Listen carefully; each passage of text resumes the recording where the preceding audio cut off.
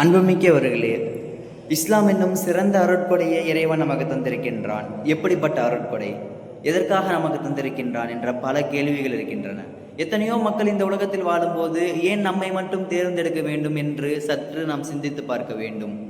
அபுதாலிபிற்கு கொடுக்காத இஸ்லாத்தை இறைவன் ஏன் நமக்கு கொடுத்தான், அந்த ஹிதாயத்தை ஏன் நமக்கு கொடுத்தான் என்பதை சற்று சிந்தித்து பார்க்க வேண்டும். அன்புமிக்கவர்களே, நபி அவர்கள் அவருடைய கடைசி நேரத்தில் மரண தருவாயில் சென்று சொல்கின்றார்கள், இஸ்லாத்தை ஏற்றுக்கொள்ளுங்கள் ஏற்றுக்கொள்ளுங்கள் என்று. அப்போது அல்லாஹு தஆலா வசனத்தை இறக்குகின்றான், இன்னக லா தஹ்தி மன் அஹ்பப்த் வலக்கின்னல்லாஹ யஹ்தி மன் யஷா. உன்னால் நீ நினைப்பவர்களை எல்லாம் இஸ்லாத்திற்குள் கொண்டு வர முடியாது, அல்லாஹ் யாரை நாடுகின்றானோ அவர்களைத்தான் இஸ்லாத்திற்குள் கொண்டு வருவான் என்பதாக வசனத்தை இறக்குகின்றான்.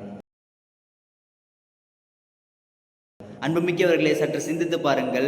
நபி அவர்களால் கூட ஒரு மனிதரை அவரால் நபிகளாரால் கொண்டு வர முடியாது என்ற நிலையை அல்லாஹு தஆலா சொல்லிவிட்டு, நான் நாடுபவர்களைத்தான் இஸ்லாத்திற்குள் கொண்டு வருவேன் என்ற ஒரு உயர்ந்த எண்ணத்தை அல்லாஹு தஆலா நமக்கு முன் வைக்கின்றான்.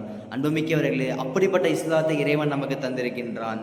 சற்று சிந்தித்து செயல்படக்கூடிய நல்மக்களாக வல்ல இறைவன் நம்மை ஆக்கியருள் புரிவானாக. அஸ்ஸலாமு அலைக்கும் வரஹ்மத்துல்லாஹ்.